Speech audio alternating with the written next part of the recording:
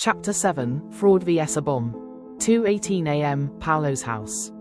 The air in Paolo Satoshi's living room crackled with violence, a storm held in check by a single heartbeat. Rin Ito, Shin Takahashi, and Alexis Smith stood poised to strike, their shadows merging in the dim glow of the street lamp bleeding through the curtains. Masaki Kirizaka leaned against the wall near the closed front door, her bubble-gum pink ponytail swaying slightly, violet eyes gleaming with twisted delight. The word Sundaka still hung in the air, Misaki's childish yet venomous insult designed to unravel Paolo's sanity. It had worked, partially. The rumors she had spread, the lies painting him as a predator, had fractured his mind, but they had also forged something sharper. Something lethal. Paolo stood with his back to the hallway, the collapsible baton spinning in his right hand, its aluminium surface catching the faint light. His black hoodie concealed the bandages around his bruised ribs, his red hair stark against the shadows of his hood. His bruised face, swollen jaw, half-shut left eye, was a mask of bruises, but his blue eyes burned with a clarity that bordered on madness. The pain from the bridge beating was a distant hum, drowned by adrenaline and purpose. He was not the boy they had thrown into the river. That Paolo was dead. This one was a weapon. Rin cracked his knuckles, his violet-purple hair shimmering, golden eyes narrowed with bloodlust. "No river to save you this time, Sundaka," he snarled, repeating Misaki's insult like a taunt. Shin grinned beside him, his 6'3" frame looming, purple hoodie stretched tight, fists like sledgehammers. Alexis hesitated, his blonde hair peeking from under his green hood, red eyes wide with conflict but fists raised. Misaki's laughter was a soft, dangerous melody, her presence a poison that thickened the air. Paolo's lips curled into a smile, small, sharp, predatory. "You talk too much, Ito," he said, his voice low, steady, a blade wrapped in silk. "Come on." He did not wait for them to charge. Paolo moved first, a blur of motion, his taekwondo training snapping into gear like a coiled spring. The baton flashed as he lunged at Rin, the closest and most aggressive. Rin raised his arm to block, but Paolo was faster. Thwack, the baton cracked against Rin's forearm, the same spot he had hit seconds ago when they had first rushed him. Rin yelped, staggering back, his silver earring glinting as he clutched his arm. A red welt bloomed instantly, bone bruised but not broken. Shin roared, charging like a freight train, his massive fist aimed at Paolo's head. Paolo sidestepped, fluid and precise, using Shin's momentum against him. He pivoted, driving his elbow into Shin's kidney as the larger boy barreled past. Shin gasped, stumbling into the coffee table, the black notebook with the list of names skidding across the floor. The table splintered under his weight, wood cracking like gunfire. Alexis froze, his hesitation a fatal flaw. Paolo's eyes locked on him, cold and unyielding. "You chose this, Alexis," he said, voice barely above a whisper. Before Alexis could react, Paolo spun, the baton whipping through the air. It connected with Alexis's thigh, crack, a clean hit to the nerve cluster. Alexis cried out, his leg buckling, sending him to one knee. His red eyes were wide with shock, pain, and something else, guilt. Masaki clapped, her voice dripping with glee. "Oh, Paolo-kun. So beautiful. Show them who you really are." Paolo ignored her, his focus absolute. The living room was his dojo now, every piece of furniture a tool, every shadow a weapon. Rin recovered, shaking out his bruised arm, his golden eyes blazing with fury. "You're dead, Satoshi," he snarled, lunging again, this time with a low kick aimed at Paolo's knee. Paolo anticipated it. Rin's kendo training made his strikes predictable. He jumped, the kick passing harmlessly beneath him, and landed with a spinning back kick to Rin's chest.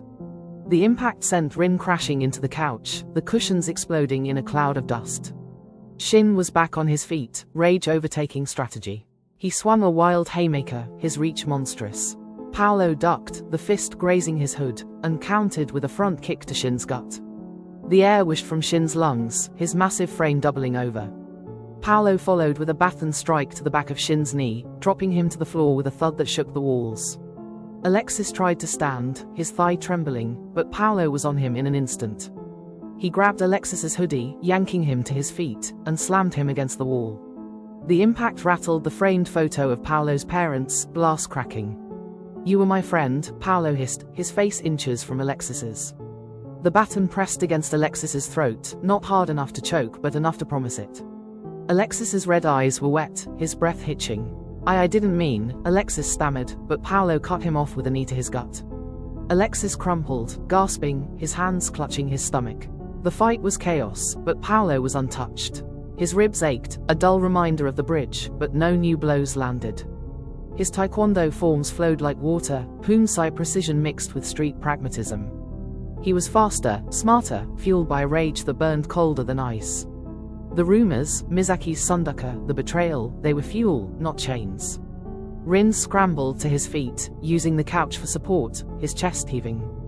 Blood trickled from a cut on his lip, his tank top torn. Shin was on his knees, one hand braced on the floor, the other clutching his knee. Alexis lay against the wall, barely conscious, his green hoodie stained with sweat. The living room was a war zone, splintered wood, overturned furniture, the notebook open to Mia's crossed-out name. Misaki's laughter stopped. Her violet eyes were wide, her smile faltering for the first time. "Paolo-kun," she said, her voice softer now, almost reverent. "You're perfect." Paolo turned to her, baton still in hand, his chest rising and falling with controlled breaths. "You wanted a monster," he said, his voice raw but steady. "Look around." Rin spat blood, forcing himself to stand. "This isn't over," he growled, his golden eyes wild.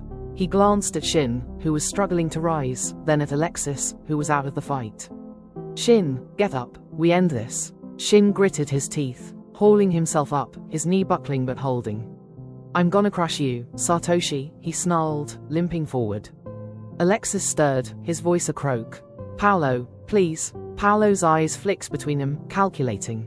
3 against 1, but they were battered, disorganized. Rin was the leader, still dangerous. Shin was the tank, slowed but powerful. Alexis was done, a liability to his own side. Misaki was the puppet master, but she would not fight. Not physically. The hallway behind him was narrow, a choke point. If he could lure them there, he could finish this. He stepped back, baiting him, the baton twirling in his hand. "Come on, then," he said, his voice a challenge.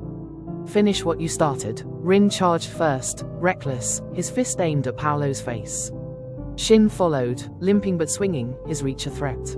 Alexis stayed down, his betrayal complete but his fight gone.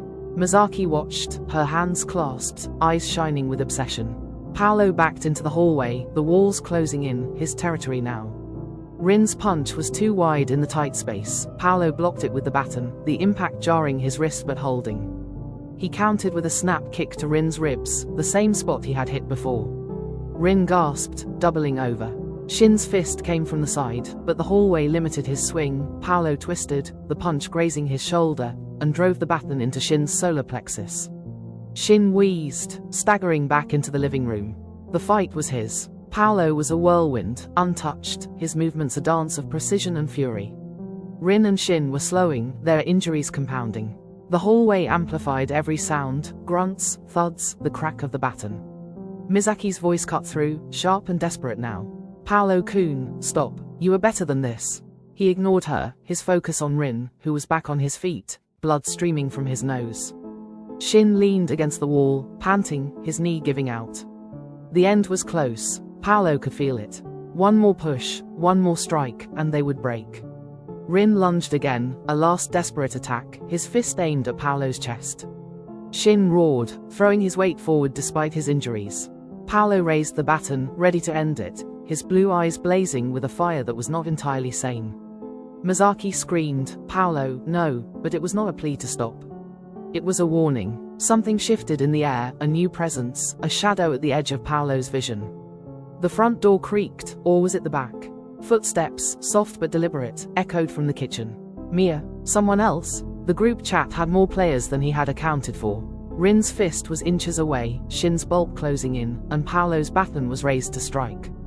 The hallway was a crucible, the fight seconds from its climax. Who was behind him? What new betrayal waited in the dark? The baton hung in the air, Rin's fist a heartbeat from impact, Shin's roar shaking the walls. Paolo was untouched, a god of vengeance in his own home, but the shadows held a secret. The fight teetered on its end, victory or disaster a breath away, as a new threat emerged from the darkness.